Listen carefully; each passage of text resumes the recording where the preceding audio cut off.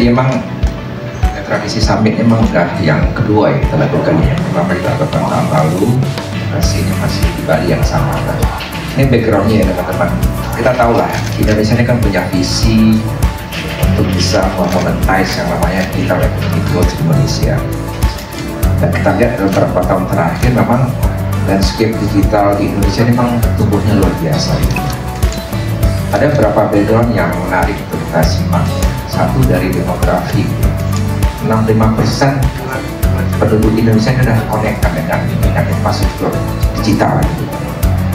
Dan buktinya kita lihat sekarang dari penetrasi telepon aja, mobile phone itu sudah lebih di 300 juta pelanggan gitu kan. Kemudian background lainnya udah familiar dengan namanya produk-produk dari digital sendiri. Mungkin yang paling gampang kita lihat sosial media lah. Hampir semua orang sekarang sangat familiar kan, baik pakai IG, pakai YouTube, TikTok dan segala macamnya. Dan terakhir, inilah yang perlu dimonetize gitu. Karena kalau kita melihat pertumbuhan digital ekonomi yang paling tinggi itu kalau kita compare di region Asia Tenggara saja itu 40% itu ada di Indonesia gitu. Dan diperkirakan mungkin tahun 2030 ke atas itu memang nilainya udah ratusan bilion US dollar. Sehingga bagi Telkom sendiri ya sebagai perusahaan integrated telco ini di samping kita sebagai BUMN yang memang harus membantu program pemerintah untuk mewujudkan digital economy society itu, kita juga harus membangun yang namanya infrastruktur dan platform yang bisa mempercepat dan bisa mengoptimal yang namanya digital economy growth sendiri. Makanya dalam hal seperti ini Telkom itu sudah mewujudkan 3 strategi utama sebenarnya yang kita canangkan beberapa tahun terakhir. Pertama yang namanya digital connectivity. Bagaimana semua infrastruktur telekomunikasi yang kita bangun itu, yang mulai dari atas langit, satelit, ya, bangun yang di darat, fiber, sampai yang di laut yang namanya submarine cable itu benar-benar platform infrastruktur secara digital yang bisa mendeliver dan mengakselerasi pertumbuhan digital ekonomi tersebut. Jadi kita sudah menunjukkan strategi namanya digital connectivity. Yang kedua, connectivity saja itu nggak cukup. Kita harus punya yang namanya digital platform, ya, yang menjadi tempat bagaimana semua ekosistem digital itu bisa dinikmati oleh semua orang tanpa konsepnya seamless lah, dimanapun dan kapanpun. Sehingga di sini kita memiliki suatu perusahaan, anak perusahaan baru yang namanya Telkom Data Ecosystem, ya, yang membawahi data center ini. Tapi ini berbeda dengan data center yang ada dimiliki oleh perusahaan lainnya, karena memang kita berusaha untuk mengintegrasikan ekosistem digital yang ada di Indonesia. Sebagai contoh, connectivity tadi saya sudah sampaikan ya, digital connectivity yang kita memiliki udah sangat powerful lah, mungkin udah menjangkau semua Indonesia dan juga luar negeri. Karena kita juga punya submarine cable konsorsium dengan negara luar. Nah, jadi connectivity ya. Yang kedua, eyeball. Mungkin teman-teman juga udah hafal lah, 160 juta pelanggan Telkomsel, tambah dengan lebih kurang 10 juta pelanggan home broadband. Ini merupakan suatu ekosistem yang perlu diberdayakan, perlu dioptimalkan, sehingga mereka benar-benar bisa menikmati servis yang bagus. Dan yang ketiga yaitu digital connectivity, digital platform, dan digital services. Servis-servis apa saja yang bisa kita lihat dari ekosistem digital seperti itu. Nah, dalam mengintegrasikan semua digital connectivity, platform, dan digital service ini, fungsi TDE data center yang dimiliki Telkom ini memiliki prinsip yang sangat strategik karena dia akan mengorkestrasi semua ekosistem digital yang ada di Telkom Group. Sehingga memang dengan nanti adanya acara Business Summit ini, kita ingin memperkenalkan lah apa sih sebenarnya benefit dari Telkom memiliki data center, dan juga nanti kita membuka peluang untuk berkolaborasi dengan semua pemain digital yang tidak hanya dari Indonesia, regional, dan juga global. Karena konsep digital itu nggak ada satupun pemain yang bisa jalan sendirian. Konsep digital adalah konsep kolaborasi. Sehingga dengan DC Summit ini nanti mungkin Pak Andrew sama Mas Rizal bisa lebih detail, kita ingin mengajak semua orang berkolaborasi untuk membentuk suatu digital economic society di mana Telkom melalui data center memiliki peran sangat penting, berkolaborasi dengan semua pemain digital yang ada di seluruh dunia, sehingga benar-benar terwujud suatu yang namanya digital economy opportunity yang kita bisa monetize untuk menjadi pertumbuhan ekonomi Indonesia ke depan. Ya. Dan dalam perjalanannya memang banyak sekali teknologi baru ataupun service baru yang muncul. Once kita sudah mendesain data center, kita perbaiki connectivity-nya, service platformnya, kita bangun kapasitas, muncul yang namanya AI, Artificial Intelligence. Ini juga merubah paradigma kita tentang bagaimana kita berperilaku dalam menghadapi perkembangan digital. Dan kita mungkin tahu persis ya dengan semua pro kontra yang ada tentang AI. Tapi bagi kami sebagai pemain yang memang sangat qualified di sisi ini, kita juga harus invest ya dengan serius bagaimana AI ini menjadi bagian dari konsep digital ekonomi yang ada di Indonesia. Berbagai macam use case kita sudah mulai lagi dalamin sekarang ya. Apakah use case yang kita lakukan secara internal atau nanti use case yang nanti bersama dengan industri vertikal, dan juga dengan pemain-pemain yang mau create platformnya itu sendiri. Sehingga desain yang kita lakukan sekarang tidak hanya sekedar data center yang tadi sampaikan, tapi juga data center yang siap untuk AI, artinya kapabilitasnya AI ready. Inilah yang kita lakukan sekarang. Kita lagi bangun beberapa data center yang hyperscale ya, kita lagi bangun, sudah beroperasi di Cikarang, kita lagi bangun lagi di Batam, dan juga nanti diperkuat oleh data center untuk sama enterprise dan juga yang di lokal yang kita sebut dengan mikrodisi atau ekstisi. Jadi semuanya lah nanti akan kita orkestrasikan, dan nanti di DC Summit ini kita akan mengajak, kita memperkenalkan apa yang kita miliki, dan kita dari sisi infrastruktur, platform juga services. Nanti kita ngajak semuanya untuk berkolaborasi untuk mewujudkan yang namanya digital economic society tadi. Mungkin sebagai pengantar itu yang bisa sampaikan Mas Andri. Isu terkini yaitu AI ya. Jadi kalau tahun lalu itu kita bicara AI itu dari sisi teknologi. Jadi bagaimana kita mempersiapkan infrastruktur untuk artificial intelligence, kemudian infrastruktur itu kita harapkan bisa sustain. Dari sisi sustainability-nya itu juga kita kedepankan di tahun lalu. Di tahun ini kita melihat sisi lainnya. Jadi selain dari infrastruktur, bagaimana perkembangan dari AI itu saat ini, itu mungkin akan kita sasar juga. Contohnya saat ini ada yang namanya Gen AI, jadi yang AI yang dalam hal infrastruktur dan implementasi itu masih mempelajari semua data. Jadi kalau yang disampaikan oleh Pak Honesty Basir tadi, kalau kita punya lebih dari 300 juta pelanggan yang memproduksi data setiap harinya, kalau nanti data itu harus dipelajari oleh AI ini, itu infrastruktur apa yang harus disiapkan, kemudian kira-kira nanti datanya itu harus berada di mana, dan berikutnya juga setelah itu terjadi kita masuk ke stage berikutnya namanya inferencing. Jadi inferencing itu waktu begitu sudah data itu dipelajari, didapatkan kesimpulan, nah hasil dari kesimpulan ini bisa dipakai untuk beberapa use case. Use case misalnya di pendidikan, kesehatan, finansial, dan yang lain-lain. Nah, itulah nanti akan kita coba bedah di dalam summit ini. Dan yang paling penting yang kita lihat di other side of AI ini itu dari sisi etika.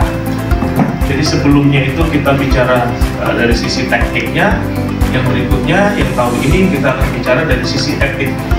Etika misalnya mungkin saya ambil sedikit di pendidikan misalnya, mungkin kalau Bapak ada yang masih kuliah, sekarang bikin paper gampang banget ya, tinggal masuk ke ChatGPT, karena kan banyak platform tuh, ada ChatGPT, ada Copilot, ada juga yang punyanya Meta. Jadi punya Meta itu saat ini mungkin di sini belum ada, tapi kalau Bapak dan Ibu punya teman di luar negeri yang kirim-kiriman WhatsApp itu di atas itu ada search-nya itu sudah AI, memang belum implementasi di sini. Jadi di dalam WhatsApp itu sendiri sudah menjadi satu perangkat yang implementasi dari AI versi Meta. Jadi sangat gampang untuk mencari informasi dan juga membuat informasi Bapak dan Ibu. Nah, bagaimana etika-etika yang harus kita sikapi itu nanti juga akan dibahas. Ada beberapa narasumber dari beberapa vertikal, ada dari pendidikan nanti, ada dari kesehatan, kemudian dari implementasi smart city itu juga ada. Nah, ini yang akan kami gali untuk nanti kita lihat bagaimana AI ini pada akhirnya akan membawa manfaat yang lebih, terutama bagi digital ekonomi Indonesia. Karena harapannya dengan implementasi AI yang terjadi nanti, itu digital ekonomi kita selain akan lebih cepat perputarannya dan juga akan lebih banyak lagi. Mungkin itu yang bisa saya sampaikan. Banyak sekali arti visi ada di Indonesia. Sehingga Pak Ones tadi sampaikan, kalau bicara soal visi sebenarnya dari sektor, kita bicara ekosistem. Bagaimana kita bisa membuat ekosistem di sini jauh lebih maju ke depannya. Nah, topik yang sangat menarik memang disampaikan Pak Edo terkait dengan AI. Kita bisa lihat ini. Kita udah kenal dengan AI akan ada namanya automated authorization. Tapi PR sekarang bisa nggak self-authorization bisa ada. Ini menarik dan sangat challenging yang nanti mungkin akan disampaikan pada saat acara nanti ya Pak Edo, Pak Ones ya di acara tadi. Nah, mungkin kami kalau dari website dari sisi investor juga menganggap event ini sangat bagus karena kita bicara revenue Telkom nggak cuma dari salah satu anak usahanya saja, tapi juga ke depan Indonesia juga memberikan kontribusi cukup bagus. Terbukti dari tadi kampus barunya yang akan dibangun baru dari fokus AI, sehingga apa yang dibikin tentunya sudah bisa mengadop kebutuhan pasar saat ini. Kalau dilihat memang perkembangan visi saat ini mungkin kalau bicara Asia paling kuat kan Singapura, Malaysia gitu. Jadi nggak kalah. Nah, sekarang bagaimana caranya kita terutama di Indonesia ini bagaimana mengoptimalkan kelebihan data center yang dimiliki Telkom ini ke depan dengan jauh lebih baik lagi. Mungkin itu kurang lebih Pak Andre. Itu malah menjadi hal-hal yang negatif dan malah mundur gitu. Yang harusnya, ya mungkin salah satu contohnya ya, jangan di-quote lagi saya.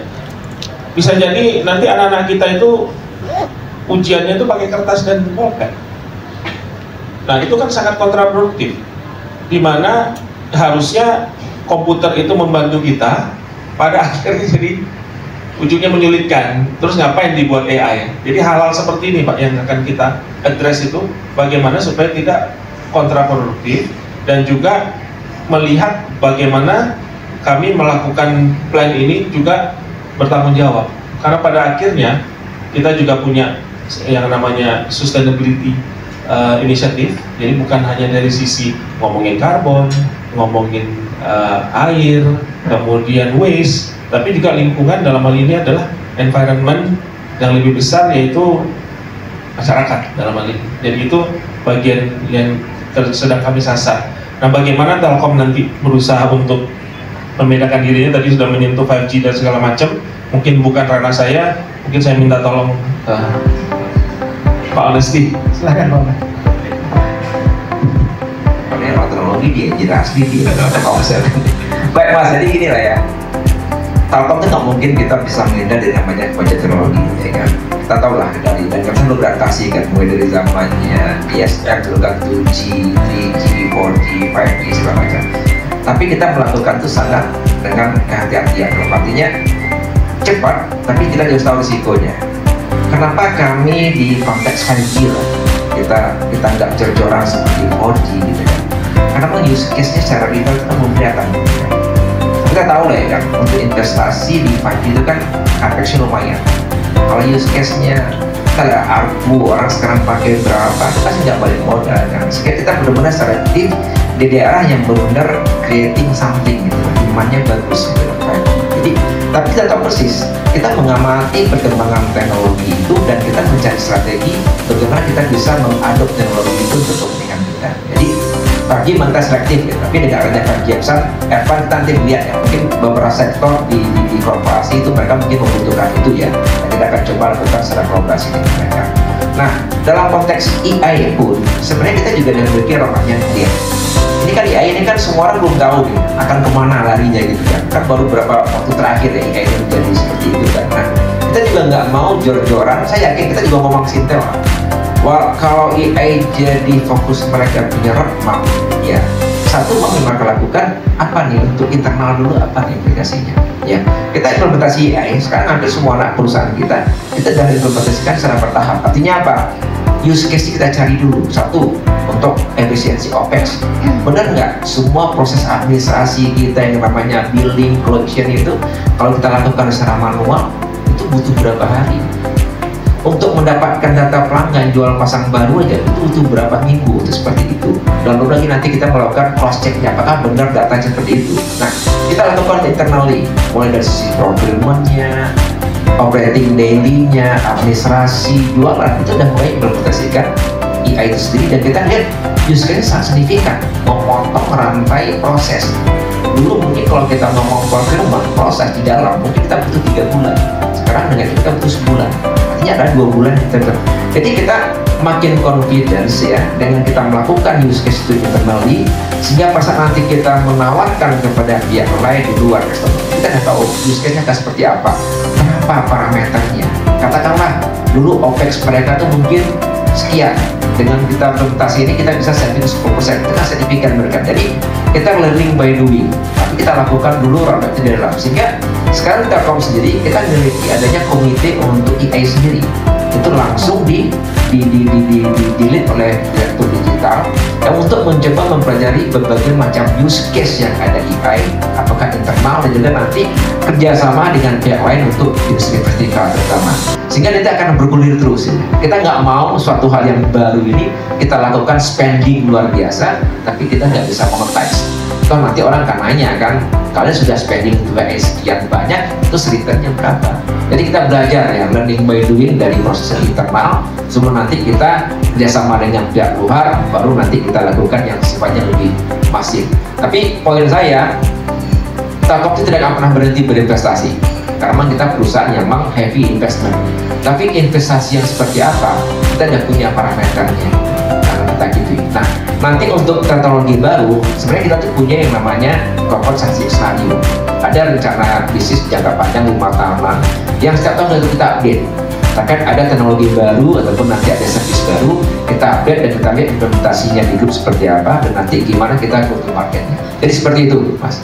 Makasih. Memang yang pertama melihat kira-kira nanti akan ada persoalan apa yang akan justru kontraproduktif dan ujungnya adalah ke bisnis, seperti itu. Jadi saya tambahin aja gitu, kenapa itu terjadi. Tapi tema yang menarik, anak-anak dari tahun lalu ke sekarang itu sudah banyak ini baru yang muncul pasar-pasar. Jika kita lihat bahwa tema ini masih relevan karena dunia ini masih cari bentuk, IP-nya renyah. Jika di DC Summit yang lalu kita nanti akan lengkap seluruh perspektif kan, tahun lalu teknologi, sekarang masih ada teknologi ini seperti apa. Nanti juga ada perspektif dari pelaku bisnis, mereka melihat AI itu sebagai oportunitas, sebagai ancaman. Jadi nanti ada dari orang legal juga seperti sampaikan. Jadi ini etikanya seperti apa ya? Kalian juga tahu kan, etika itu kan nanti harus diturunkan dalam regulasi, biar rambu kan. Yang namanya regulasi biasanya kan selalu ketinggalan dengan namanya teknologi. Tapi itu harus dilakukan. Kalau nggak ada tertulisnya nanti orang juga nggak bisa ikut standar seperti apa. Nah kita mencoba ya dengan DC Summit ini kita coba mengkolaborasikan berbagai macam ide, sehingga nanti kita bisa melihat oh untuk tahap ini mungkin yang paling pas buat Telkom ataupun Indonesia seperti apa. Jadi memang ini akan kita lakukan terus selama memang dunia masih mencari bentuk ya ini akan larinya kemana. Pak, setelah Kerawang dan Batam, apalagi Pak investasi yang disiapkan Pak terkait dengan data center ini? Nah, setelah Kerawang dan Batam ada lagi nggak gitu target? Ya, jadi sebenarnya kan gini, mungkin sudah dibacakan juga beberapa berita ya, memang target kita sampai 2030 itu kita akan membangun kapasitas sekitar 400 sampai 500 megawatt. Nah, kenapa ini menjadi besar? Karena AI tadi, AI itu memang konsep data center yang luar biasa besar. Kita ada bangun yang di Cakaran, kita bangun nanti yang di Batam. Ada beberapa lokasi yang kita pilih untuk yang mendekat di city center, jadi kita lagi bikin kajiannya. Dan untuk bisa mencapai 500 megawatt itu tidak hanya organik, nanti kita bangun sendiri, tapi juga nanti akan ada inorganik.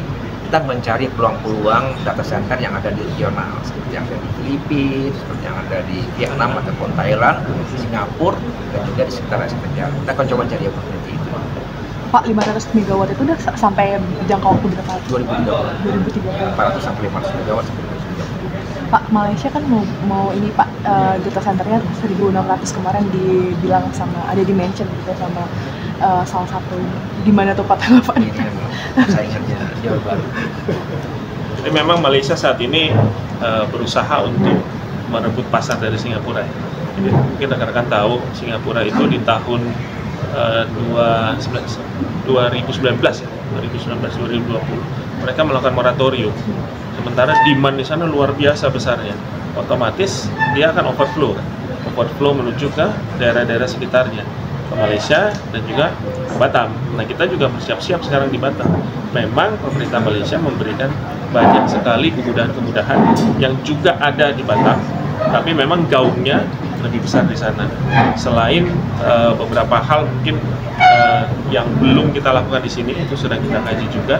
Jadi pada akhirnya, tapi kalau bicara jumlah tadi berapa? 1.600 megawatt. 1.600 megawatt. Selama 3 tahun. Mungkin kalau Singapura itu saat ini mungkin 1.100 ya. Itu berapa tahun tuh? 20 tahun, 20. Ya mungkin nggak tahu. Kira-kira dalam 3 tahun apa mungkin? Segitu. Tapi akan berdampak nggak Pak ke Indonesia? Kalau dampaknya pasti ada dampak. Jadi dampaknya sudah pasti. Yang pertama dari sisi kapasitas itu akan ada kapasitas tambahan selain di Indonesia. Kemudian yang berikutnya ya pasti akan ada masalah di harga, sudah pasti. Nah, itu sudah kami sikapi dengan beberapa strategi gitu ya.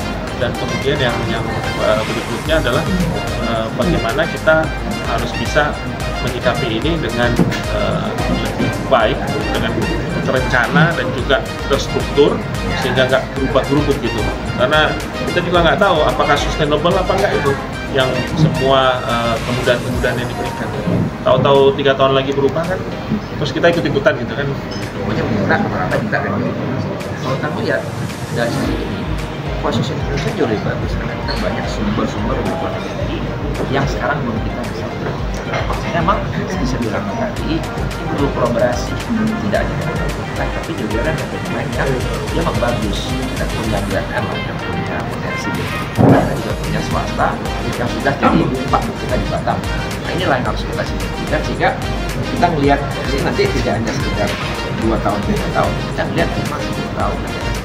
Jadi kita optimis lah ya dengan posisi yang tertinggi dengan segi support pertama di bagian pertumbuhan kita ke depan itu kan bisa kita bersaing wajar kan, justru kalau ada persaingan itu enggak enak juga, kita nggak tahu kurang kita berhasil apa enggak. Nasi Padang nggak pakai cabai.